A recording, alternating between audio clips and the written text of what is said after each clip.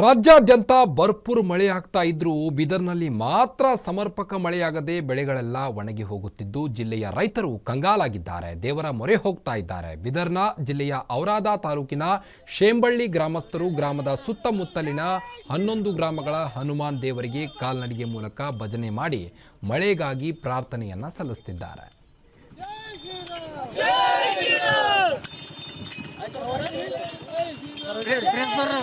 ಜೈ